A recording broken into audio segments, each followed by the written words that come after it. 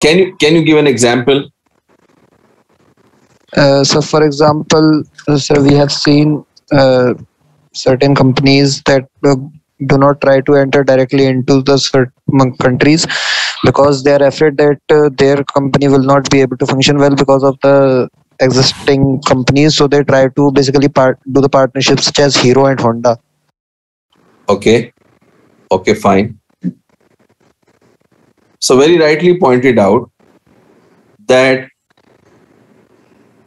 in those countries where the political environment is relatively stable, so it invites and encourages international companies to set up their subsidiaries because the political risk is less. There is more, you know, stable climate which is offered by the government of that country. And wherever there is a turbulence or wherever there is instability, in such situations, the companies would be somewhat cautious. They would be hesitant in committing their resources in such countries, right? So, if even if one has to make a decision to, operate in such markets where the political environment is not very stable, so perhaps they would prefer a less risky mode, that is the exporting mode of business. They may enter into the in such markets through the mode of exporting only. Maybe they will not commit their resources in setting up the their own subsidiaries, or another mode can be, or another option can be, that they can enter into some kind of a joint venture or partnership with the local player, right? So the local company of that particular country is likely to understand the political and legal environment better, and in this way the risk can be shared or it can be reduced. So that's a very relevant example about political environment. Similarly, if you talk about the legal environment, any foreign company which wants to enter into the Middle Eastern markets, whether it is the Saudi Arabia or whether it is the Arab Emirates, whether it is Oman or Qatar, the the law of these countries requires that one has to have a local partner who will be an Arab, right? So you cannot operate in such markets as a sole proprietor. By law, you are required to have an Arab partner. To a certain extent, this is very helpful in the sense that all the paperwork and legalities in most of these countries are in the Arabic only, and they have to be dealt with. All kinds of disputes and cases are required to be, settled in the courts where the entire procedure is in Arabic. So that Arabic, your Arab partner, the local partner, is one person who will take care of such situations. And at the same time, once the paperwork and registration, everything is, taken care of, then you are on your own. You can continue with the business. You will be responsible for running the show and sharing your profits with your business partner, in depending upon the kind of contract that you have entered into with your business partner. So that is a very, relevant example of a political legal environment or situation So very rightly pointed out that the business is, we are all operating in a given environment, and we must understand, a good understanding of the business environment, especially the external factors, because the external factors are the ones which are beyond our control. At best, we can adapt, we can adjust ourselves according to those external environments. You cannot change the law of any country, you cannot challenge it. Similarly, the level of technology, the consumers or the consumer behavior of those markets, the culture. In fact, in this particular case which I have shared with you, I would request you again that go through it, make some short notes for your own benefit, and maybe we'll try to have a discussion, or I'll definitely give some assignment based on that case, or maybe you can have a test based on this case study. Okay. So it is the larger environment, the environmental forces which guide our decisions. They are some kind of, they are, they cannot be ignored. You just cannot wish away. Like, for example, we are all a witness to this pandemic, which started, in the beginning of the year 2020.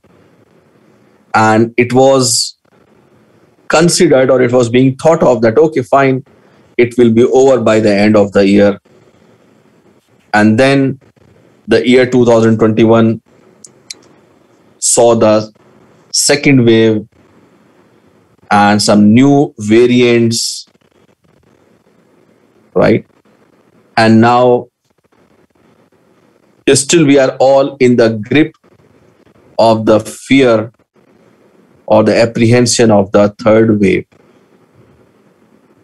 If we watch the news, we find that in most of the parts of the world, whether you talk about nowadays, if you talk about countries like Indonesia, Thailand, Kenya, even the Olympics in Tokyo are being affected. Sports, in even one of the India's player, I think Krunal Pandya, he was found COVID positive while playing for the country in Sri Lanka. So what we are finding, and the realization is that this is something which is here to stay. And as I would say rational human beings, we all need to be prepared. We all need to, kind of equip ourselves with, with some kind of immunity, whether it is natural or acquired immunity, whether it is through the vaccination, right? That, and the different modes, that is wearing the mask, and that the safe distance and other things, use of sanitizer. So what we have seen, one small development which has taken the entire world by some kind of surprise. I personally feel that is a word which is used in positive sense, so I'll not use it. I would say it has taken over the world by some kind of a shock, and almost all the sectors are affected by it. Now let me ask you a simple question: how the travel and tourism sector will be revived in the wake of the COVID-19 pandemic? I want answers from you.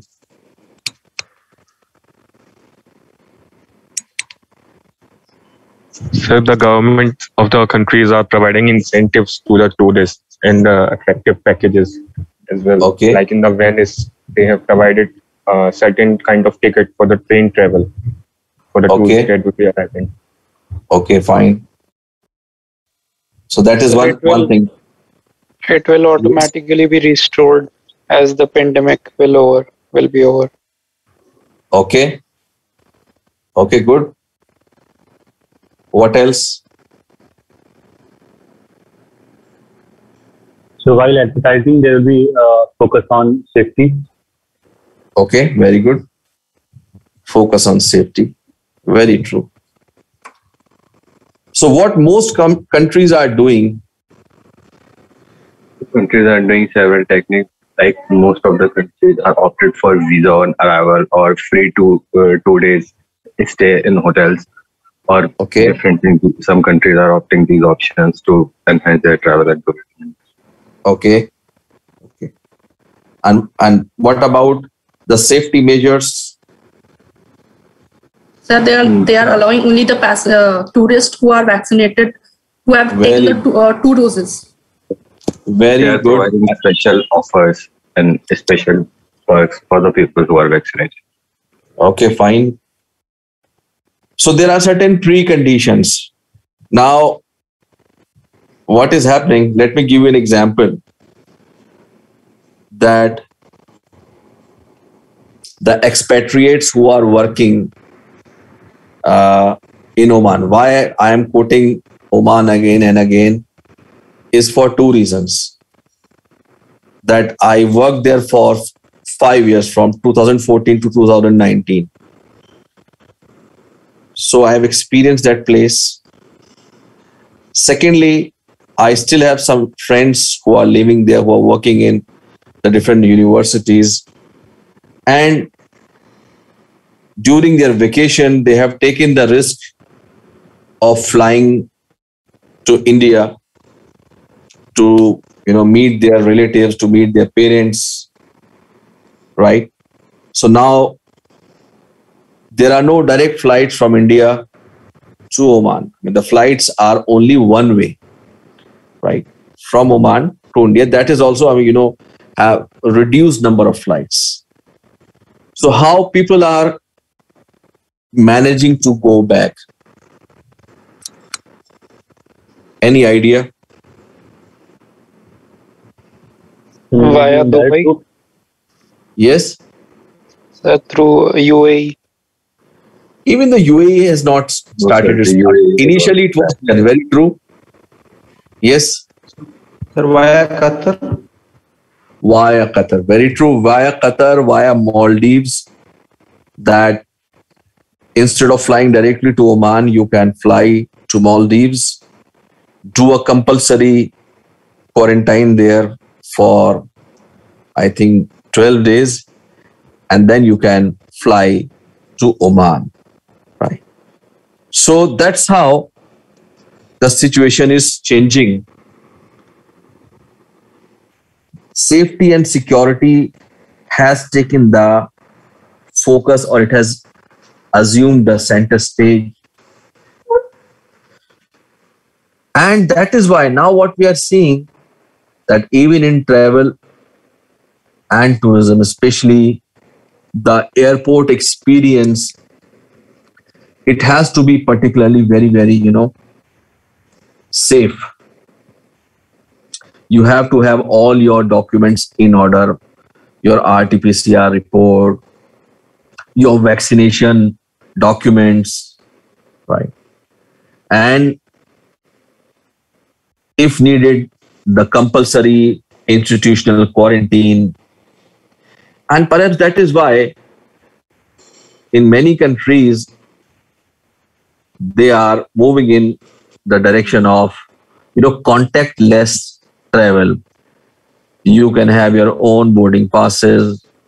You can check in, your arrivals, your immigration, all these things. They're kind of planning on these lines, that there is minimum, contact between the officials and the passengers. Already we are getting into the habits of e-payments, whether through the online banking transactions using e-wallets, right? So what we are finding that the process of digitalization of payments and currency has been expedited. It has been, you know, it has gained some kind of an acceleration, or it has become somewhat faster than what it would have been in the absence of the pandemic. Similarly, in fact, one of you had sent me a question about the Byju's or other such online tutoring programs. Most of the coaching institutions, whether they are located in Aligarh or whether they are located in Delhi or Kota, they all have resorted to the online way mode of coaching. So in a way now, this also has facilitated the enrollment of overseas students, especially the NRI population who want to appear for the NEET or for the JEE, although their future is still not decided. So on one hand, you have the safety issues, while on the other hand, you have the enablers in the form of technology,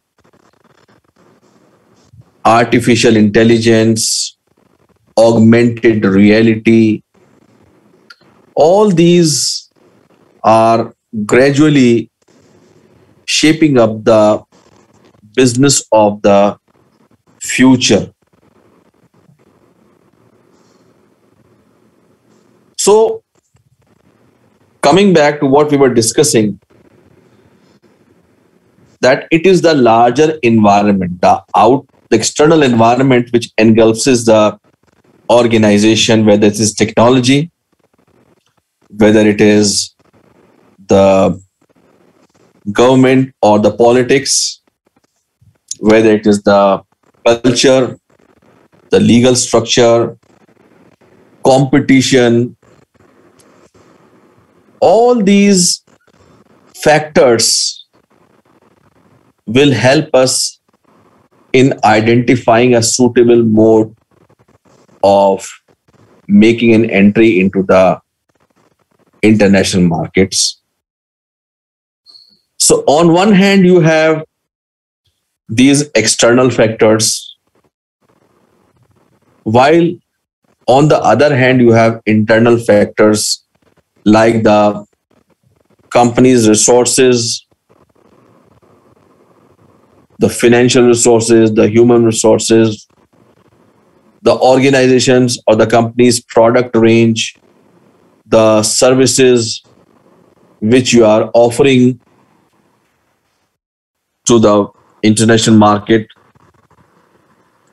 Then certain managerial issues which are also very, very important, that what kind of a strategy you want to have in terms of making the entry in the international markets.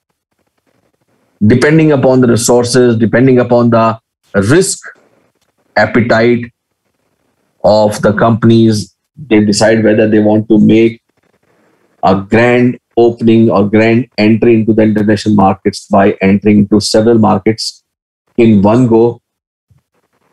While on the other hand, some companies, they prefer that they follow the strategy of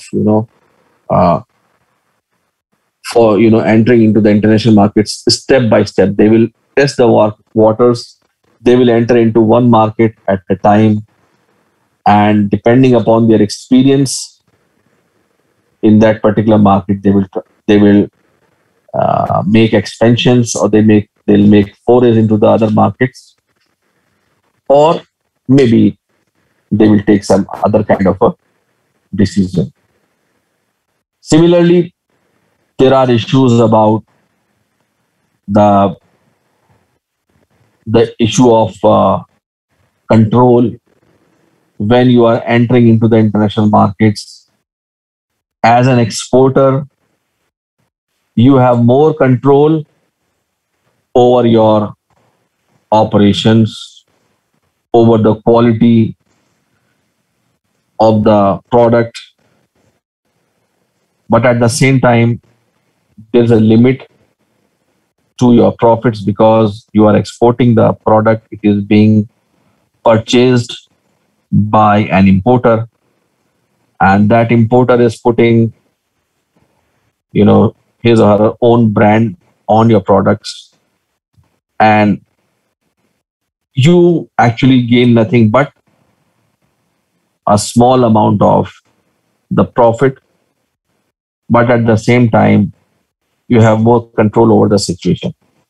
But as you grow into a multinational organization and have your presence in several parts of the world, so definitely with the distance from the headquarter and the complexities of the businesses that are inevitable as you grow, automatically some issues will will crop up, whether it is related to the human resources, whether it is related to the finances, financial consolidation of accounts, especially in the international markets. Issues will be there related to the inter-subsidiary payments, because different subsidiaries located in different parts of the world will be, the business is being conducted in different currencies, being governed by different foreign exchange laws. Similarly, different kind of regulatory framework. So as you expand, no doubt, your international presence, the recognition of your brands, recognition of your corporate identity, all these advantages will definitely accrue. They will be natural with the success of your products and services, but at the same time, the business will become more challenging and complex.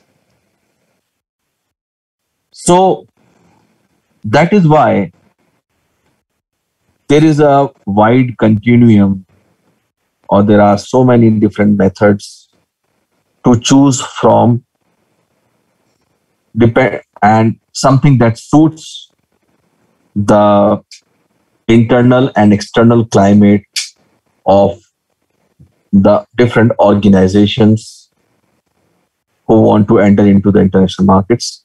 And such kind of things, they range from simply being an export oriented unit to being a supplier of products. You may have joint ventures and partnerships. You may have strategic alliances, licensing, franchising. All these are the different modes of international business, which we will try to have a look at. So, if you want to contribute to what I have discussed so far, anything,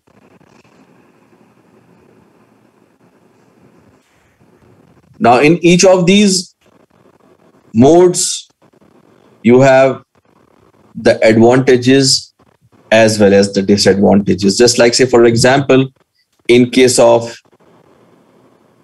franchising, right?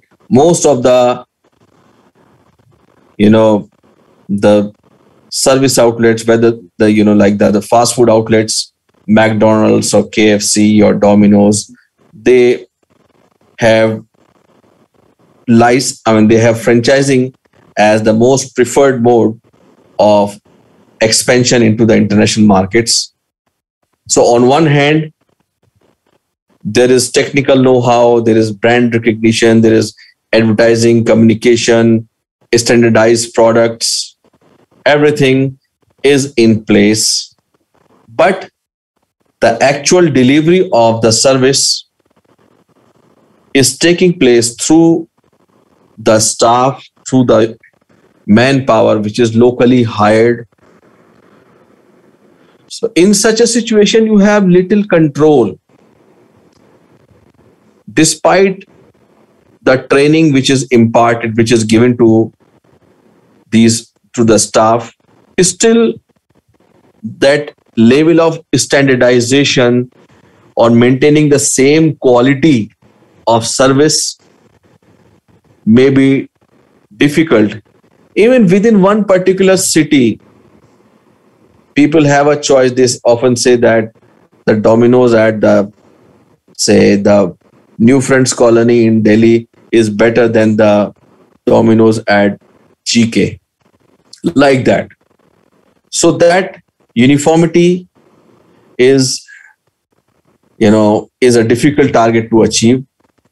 And at the same time, there is always a threat that your franchisee, after having learned most of the processes, right, they may set up a new business. Although a lot of paperwork, a lot of,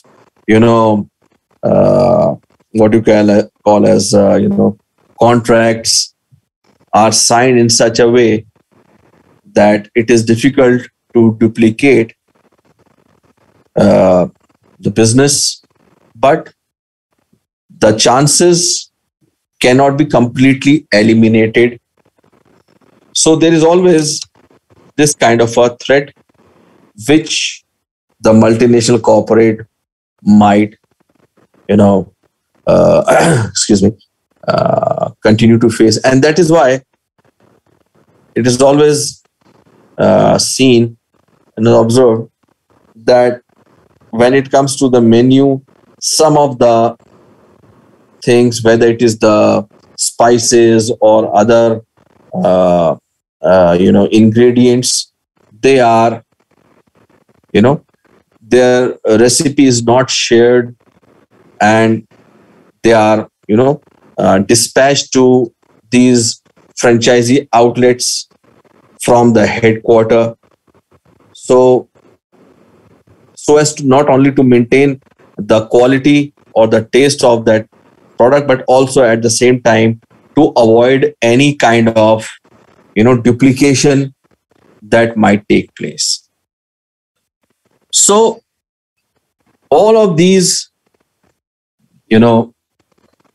issues will always be there.